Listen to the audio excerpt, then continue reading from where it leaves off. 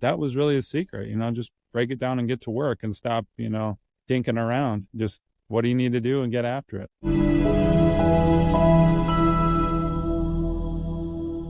In this episode, we'll be releasing Panic Attack and Daily Anxiety for Good. He's a 3-time USA Memory Champion, a Grandmaster of Memory, an entrepreneur, and a mentor to high performers. Welcome to the show, John. How are you doing? Toby, I'm awesome. I'm grateful to be here. Excited to share some gems and some wisdom that I picked up to your listeners. Yeah, and I'm super excited to be learning from you also in this conversation.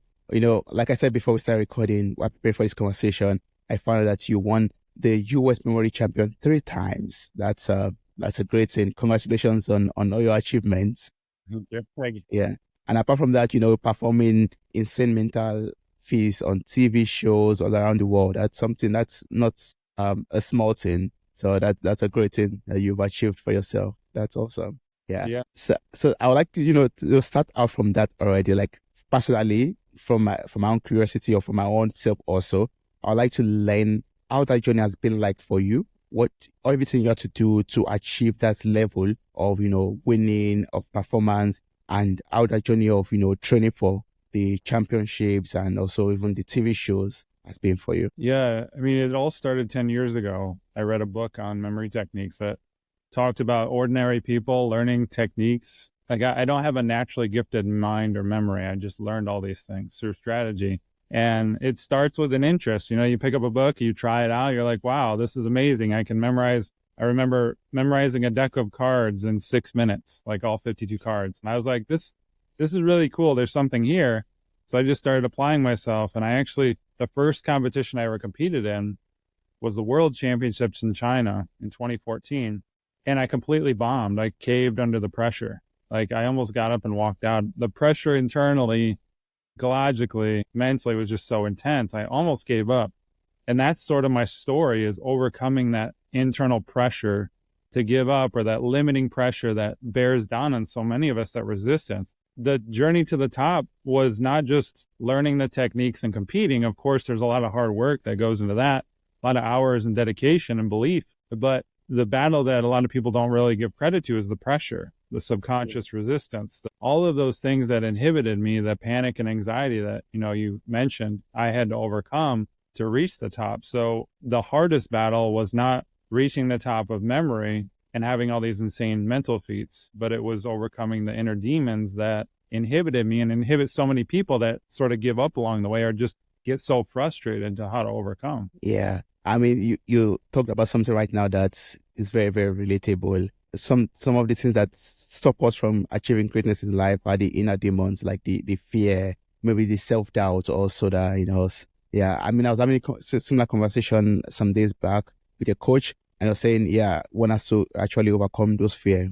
And that's why I would like to ask you also, John, because you've gone through that journey already, you've done it already. How were you able to overcome your fears, your self-doubt, and how are you able to separate yourself from every limiting beliefs that came along the line? Yeah, well, I tried all the typical routes that people try these days to no avail. Like they didn't really work. We try to overcome the mind using the mind. Like we try all these mental tactics, mental health, mental performance. But really the root cause, the root issue of all of it is emotional. It's an emotional root issue. So when I learned that, I started going to the root, the emotions, the suppressed emotions inside of me that were self-sabotaging me, that were causing all of this pressure and resistance. Of course, the mind is involved in like conditioning, but to overcome the beliefs, the limitations, all of that, the programming, we need to fully release those suppressed emotions that are causing that visceral response. So instead of like meditating, instead of journaling and doing belief work and all that stuff, there's nothing wrong with that. I went deeper to the real root that was causing all of these feelings of anxiety and fear and overwhelm and paralysis, and analysis paralysis. It was very deep within. So basically the root, Toby, is all of us do this. Every experience of our life that we couldn't handle, that we didn't fully handle in that moment, like a moment of betrayal, a friend took something from you or lied about you behind your back, a moment of embarrassment in 3rd grade, maybe people laugh at you, like moments that you don't handle in that moment that are so intense emotionally, you suppress. All of those moments are still inside of you. They're still affecting you to this day. And then they inflame, they get poked, and then the mind goes crazy, as we know. But those are the root issues. So if we can release those suppressed emotions, there's intelligence in that suppressed emotion that will actually activate more potential, and we will expand out. So I started addressing it at a deeper root level than just the mind. It goes down even much deeper than the mind. Yeah, taking out all those suppressed emotions and working on them, like feeling in the feelings could help us. Yeah, it's really that simple. It's very difficult to do because many of us have been conditioned to do something with our mind, figure something out, to ask a question, all this subconscious stuff, but it really gets in the way from just tapping into that feeling that was so uncomfortable to release it and process it out for good. Yeah, awesome. So let's say right now I've been able to let go of all of these limiting beliefs or these inner demons that could be affecting me. What's the next step I have to take towards winning? Like if I want to, if for example, let's use your case as an example. Like if I want to win the next US memory champion, what is the next thing for me to do now that I fully believe in myself that I can do it? Yeah, I mean, the next step is getting to work. You have to break down what you have to do to win, right? The logical aspect of this. So the way I won was I just broke down the competition. What would I have to literally be able to achieve to win? And for example, the final event of the US Championship, they shuffle 2 decks of cards together. So 104 cards, it's a stack like that. You go on stage, you look at all the cards for 5 minutes, and then you recite them in order with 3 other people, like you take turns. So you have to be able to remember cards in 5 minutes, that many cards. So I broke it down and I learned a system on how to do that. And I actually, at my peak, memorized one deck of cards in 21 and a half seconds. I had that ability, right? So I just broke it down logically. What do I have to be able to do literally to win? Now, what times do I need? What benchmarks? What systems? And another secret, it's not really a secret, but the memory world is filled with 10 different disciplines. There's words, there's cards, there's numbers, there's names, right? All these different categories, events. So I met with and made friends with the best memory athletes in each category, in each discipline.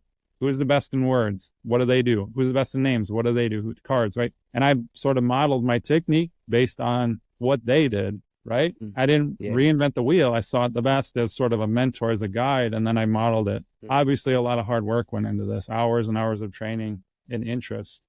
But that was really the secret, just break it down and get to work and stop, dinking around. Just what do you need to do and get after it? That sounds so great. I mean, break it down. You don't have to reinvent the wheel. Learn about what you have to do and just take it. I believe baby steps, learn it every day and setting out a plan for yourself towards achieving that goal of becoming a master. I mean, a lot of people ask me like, how many hours do I have to train a week? And I think that's a terrible question. Like, it's not about the hours. It's like, what are you doing? Are you doing like fundamental drills of speed? And meaning I would do, some days I only trained 15 minutes, but in that 15 minutes, I was so dedicated to speed and focus and poured myself in so intensely that I would ascend faster than someone who trained for hours and doing, sort of mindless techniques. It's like people who play piano. Some people have played piano their whole life, but they don't get any better. They just do the same songs. I was dedicated to speed and intensity and focus to just keep getting better. So it was on an uncomfortable level of training, but I was willing to go there. Yeah, I think that's the key word. Keep getting better. Focus on getting better, improving. There's that incremental growth that you have to do towards getting your goal done. Yeah. So, I'd like to segue into the next topic or next question I have in my head for you. And I think they are both related because, sometimes from my own experience, if I'm trying to work towards goal, maybe a big presentation or I'm wanting to launch something, for example, I start to have some fear or sometimes start to feel anxiety. And if it gets too much, maybe start to have some panic attacks or something like that. So I'd like to move into that already and ask you how your experience with panic attack has been, how it started and how you were able to, deal with it to the point of even overcoming it. Yeah. And I appreciate the question a lot because a lot of people are afraid to talk about this because it's embarrassing, but I'm willing to share because I went through it. I got to the point where I was having daily panic attacks, multiple a day. It was really scary because if you've never had a panic attack before, it's like a surge of adrenaline goes through your body and you feel like something's very, very wrong. Like You feel faint, like you're going to pass out. A couple of times my arm went tight and I thought I was like having a heart attack. Like they mimic very intense symptoms. You feel like you're going to die. Like you feel like something very bad is going to happen. I struggled with overthinking and anxiety and overwhelm for years. And I didn't share this with many people. I kind of suffered in silence or just pretended to be the good, peak performer. But really I was like laying in bed or scared or feeling that visceral anxiety you talk about. And I tried all the mental stuff, right? Like I was mentioning, trying to meditate and calm myself down, trying to go for walks, trying to visualize, trying to do my gratitude, all this stuff that they teach, supplements, hypnosis, all of it. And again, when I learned it was an emotional root issue, this was caused by suppressed emotions, I went full force in it. I leaned into those feelings. Like you said, feel the feelings. That's at a very basic level what you have to do. So here's what people do wrong. When you're feeling anxiety, what most people do, and I did this too, is, I need to listen to meditation and calm myself down. I need to go for a walk. I need to exercise. I need a drink. I need to smoke, whatever. All of those things are escaping that feeling. Even meditation, as good as meditation is, it's an escape. So you're avoiding the issue. You're keeping the suppressed emotion in. So the only way to overcome panic and anxiety fully is to go the other direction, to lean into it, to experience that very feeling that you're trying to avoid. And it's very, very hard because you don't want to do it. You will not want to do this. And mostly because the mind gets in the way. That's the biggest obstacle my clients have in the first week is their mind goes berserk. They try to figure out, how long do I have to do this? Am I doing this right? How much is in there? How long do I, I got stuff to do. I can't be doing this. This is not productive. Your mind just goes berserk and keeps you in that patterns. If you can access those feelings and release them, process them out, because they just want their feelings that have been suppressed for years and they want to process out. The only way they can process out is to fully experience them. And so I dedicated myself to that for a couple months. And after like 20 years of anxiety, after a couple months of this, they were completely gone. All of it was gone, just for good. Like the chronicness, the dread, the overwhelm, I didn't have it anymore because I had faced all the demons and the suppressed emotions that were causing and inflicting it. Well, one question that is just coming to my mind right now is basically, I don't know if there is like something I have to do. I mean, before I start processing my emotions and my thoughts and going to the root cause of it all, it is something I have to do to protect my today's self. Correct me if I'm wrong. I see it's like, you're going down a rabbit hole, or not a rabbit hole, you're going down a path where you could end into a rabbit hole, when it comes to digging out those buried emotions, digging out those buried feelings and thoughts and trying to process them. I don't know if you could get caught up, in the webs of everything that's happened in the past and it could be worse in your case than before.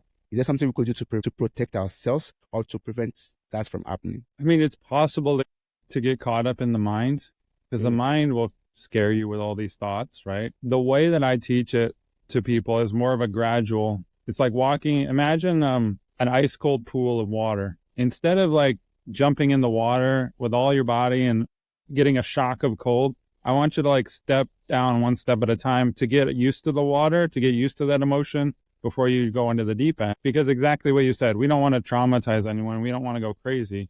But the thing is, if you learn how to sink into these feelings without thinking in your mind, without trying to figure anything out in your mind, without replaying thoughts of the past and all the heartbreaks and everything, if you just sink into the feeling, you can develop safety in that feeling. And when you feel safer and safer in that feeling, you're able to release way more energy that's suppressed inside of you.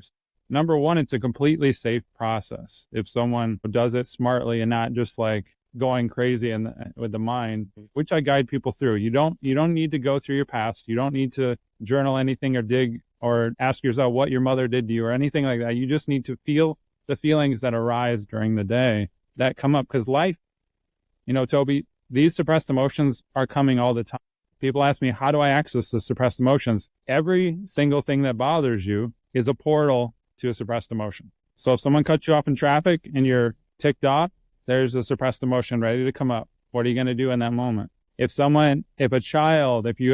have children, then they cause frustration. Do you react and yell, or do you lean into that sensation in that moment? Those are choices where you can release suppressed emotion as they come.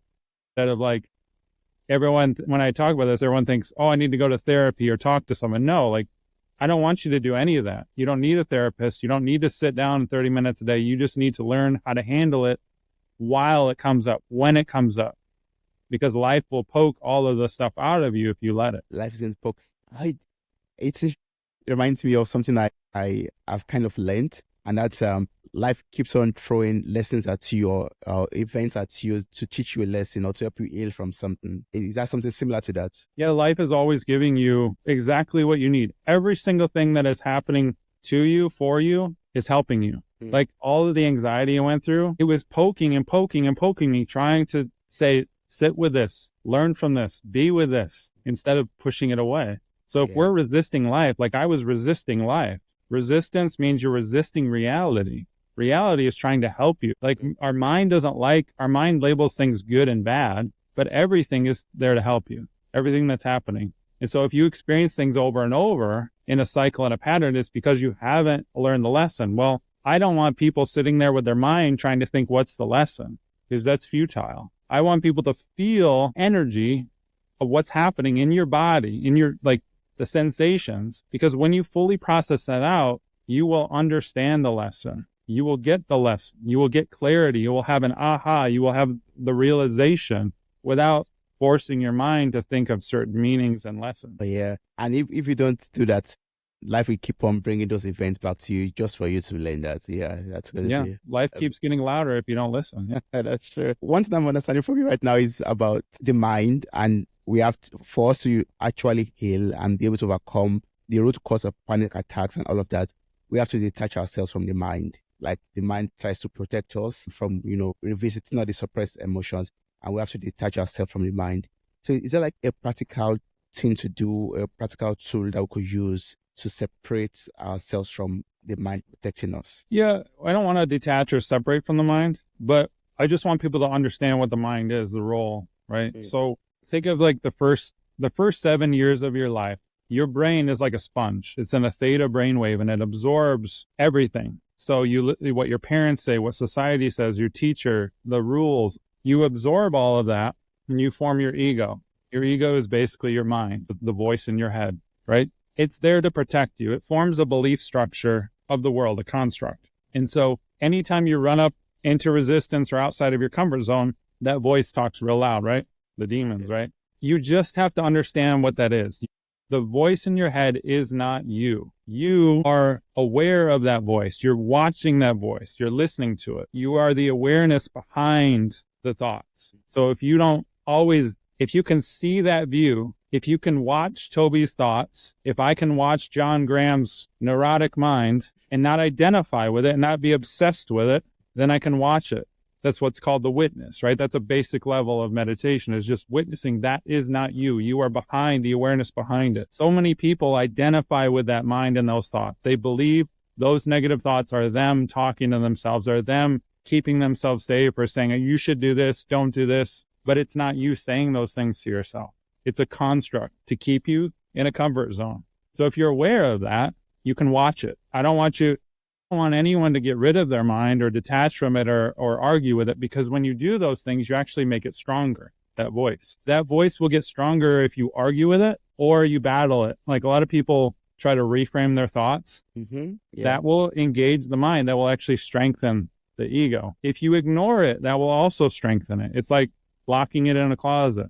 What I want you to do is let it in. Let it happen. Let all of those nasty thoughts happen and watch them. It's very hard to do. It's very uncomfortable. But again, that's the only way through them. The only way to purify the mind is to feel all the things and also to witness all the storm as it comes. The only way to master the mind is to be an observer to what the mind is saying and just let it be. Oh, that's so deep. And if I'm able to master this, like, be an observer and allow the mind in, and at the same time also visit the root cause of my, suppressed emotions, sit with it, process it, will I be able to 100% overcome panic attacks, chronic anxieties, and maybe overthinking also? Yeah, I mean, it did for me, right? I think if you're a person that's willing to merge with all of it, like meaning you're not trying to get rid of your suppressed emotions or your demons. You're actually merging with them. Yeah. You're joining them because they're parts of you. you're willing to merge with all of that juiciness inside of you that we call negative emotion, that's nasty, it's actually part of you. So if you're willing to merge with all of that, you will overcome the adrenaline surges of panic and anxiety that have overtaken you for years, and all of these things. The overthinking is a different story, because overthinking is basically an obsession with the mind. Another way to think of this too is overthinking means you're underfeeling. You're not connected to your body, right? And that was me. Anyone who has anxiety is very much in their head. They're not aware of the sensations that are going on in the body because they don't think it's important, right? Why do I care what's going on in my body? But it's actually very important, because again, all of these sensations that are going on are intuition, are suppressed emotions ready to process out. So if you're disconnected and you're in your head all the time thinking, trying to figure out your problem, you'll never overcome your patterns in your mind. Your mind is trapped in programming. So if you're spinning in your head trying to figure out how to get to your next level, you're just going to keep repeating the same patterns because you're trapped in your mind. We don't want to rely on the mind. We want to rely on the intelligence that operates behind the mind, which is pure consciousness, which is God, which is whatever you want to call it, life force. It's way more powerful than your mind. But we try to play God with our mind and figure everything out and manifest and all this stuff. We get into trouble. There's a force, a supreme force behind all of that that's way more powerful, that will give you everything you need if you surrender to that and don't resist it. Yeah. I'm going to surrender my mind to God and just say, God, help me reprogram my mind so that I could get out of this mess. Exactly. Yeah. Yeah. Well, John, I have a question. Right now, I was just thinking about, you being on TV shows and also winning the US Memory Championship and all of that. And I don't know, sometimes when it comes to competition, sometimes you feel this kind of anxiety, or you feel this kind of fear, or you start to overthink things because of that event. Are those the same kind of things when it also comes to dealing with our suppressed emotions, or there are two different kinds of anxiety or fear or overthinking? I mean, it's all suppressed emotion, whether it's new or old, right? It means you haven't fully let it out, or it's happening right now, whether it's new or old, it's happening. And if it continues to happen, it means you're holding it in. So what I tell people is, you're talking about pressure to perform, right? You're on a stage, right? Yeah. We all experience this. This is a human experience. So you're never going to fully overcome that. That's an emotion, right? People try to suppress pressure or distract themselves from pressure. Again, don't do that. Don't ever do that, because you'll suppress. It's just damaging. You don't need to block your internal distractions. When you're feeling pressure in a moment like that, and you have to practice this beforehand too, but you have to allow that to happen. You have to fully let that pressure happen, which some people say, embrace your pressure. That's what I mean. Like, let it fully happen, because you can actually harness that energy. If you fight it and try to push it away, or try to distract yourself in music or whatever, it's just going to amplify and get stronger. But I was in front of a stage, or I was on a show that broadcast to 400 million people this year in China. So while I was on that stage, I felt adrenaline. I felt, I heard my mind shattering. I felt hot on stage under the lights. I let it happen. Say, cool. I just channeled my focus back into what I was doing and relied on all of the years of practice I had. But I felt everything. While I was memorizing, I felt it all. I wasn't disconnected. I was with it. I was harnessing that energy and letting it happen. And that's what I really teach people to do, because there's no other way. If you suppress it or deny it, it's just going to keep getting worse. Like you said, life just keep poking you. And you'll never overcome the root issues, right?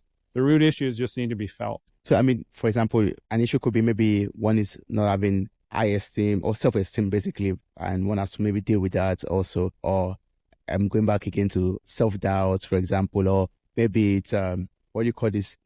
You are having some inferior thoughts or inferior motives towards yourself, yeah. And that's what's... Yeah, because those all just come from experiences when you were younger, or when you were a child, or maybe your parents, didn't fully empower you, right? Maybe there was a moment in grade school where you gave an answer and all the kids around you laughed, all the kids that were your friends. And in that moment, you subconsciously decided, I'm never going to do that again. I'm going to keep myself safe. Not because of what your mind said, but because the feeling of embarrassment was painful that you couldn't handle it. And so the reason we have self-doubt and self-esteem issues, yes, the mind is chattering, but our mind is trying to protect us from experiencing that feeling again because it was so painful. That's what's happening. The mind is actually trying to protect you by saying, don't do that. You shouldn't do that. Don't go there. Don't say that. Why is it saying that? Because if you step outside of your comfort zone, you might experience an intense feeling like that embarrassment you felt when you were in first grade. So it's emotional root. Yeah, it all goes back to emotional roots. Wow, John, I've learned so much from speaking with you in this conversation. For someone out there, for a listener out there right now, we're standing on the stage of life facing X number of people or facing a condition or a situation. We've talked about, visiting the root cause, which is our emotions, the suppressed emotions and feelings. Is there another thing else that person right now could do to improve, to feel better at this moment? Yeah, I mean, understanding that it's an emotional root completely changes the game, because now people can change their course and stop trying all the things they've been trying that haven't working. I mean, I guide people through this. There's 3 steps that you really need. I talked about the second step, which is unhooking from that negative emotion, right? I want you to feel that feeling and, bring your attention from your mind into your sensations and just be with that. It goes a little bit deeper, right, than that, but that's a good start. The first thing you want to do is you want to have a fully regulated, optimized nervous system. Meaning, if you have anxiety and pressure, you're tense, you're dysregulated, your nervous system is dysregulated. Your nervous system is a part of your brain. People obsess about their brain, but they forget about their nervous system. I teach people how to fully relax and release all of those deep, deep, deep tensions that are holding in the suppressed emotion. Right? Think of all the times you get intense emotions, you tense up because they're painful. You're literally holding them in. You're not letting them out. So I teach people how to relax their body, release those, and optimize your nervous system so your nervous system can work optimally, naturally, without you like tensing up and messing it up all the time, right? So that's the first step. And then we learn the unhooking process, how to lean into that feeling instead of avoid it in meditation or avoid it and take a walk. And then the third piece, I call this catalyst merging. Catalyst meaning the big events in our life, the heartbreaks, the first grade, third grade stuff. How do we access and release those suppressed emotions without like digging in the past? Because I'm not your therapist. I'm not teaching you therapy or questions. I don't want you using your mind, but you can use the events of the day, all the stuff that poked you, the stuff that bothers you, to release those big boulders inside. So I walk people through how they can do this on their own. All of this is teaching people how to do this themselves, because again, you don't need a priest or a counselor or a therapist or a guru to do this. You can do all of this on your own. And that's what I teach people on my website at Release Panic. Awesome. And I was going to ask you, like, what's the best way to reach out to you? I know you're available also on Instagram and other platforms also. So I'm going to place the link to your website in the show notes of this episode for anyone out there who is looking forward to, releasing panic attack and anxiety for good, forever. The link will be in the show notes of this episode. Click on it, copy the link, and reach out to John. I'm really grateful that you explained and went into depth about how important it is for us to deal with our suppressed emotions. That's like a message coming back to me again. I'm hopefully to a lot of listeners out there so that they can use that as a tool to get free from panic attacks and anxiety. Thank you so much, John. I really appreciate this wonderful conversation. Toby, it was awesome. You're very curious and you're very important. What you do and what you bring forth to the world and bringing out of your guests is valuable. So thank you. Thank you so much. I appreciate that. Thank you very much.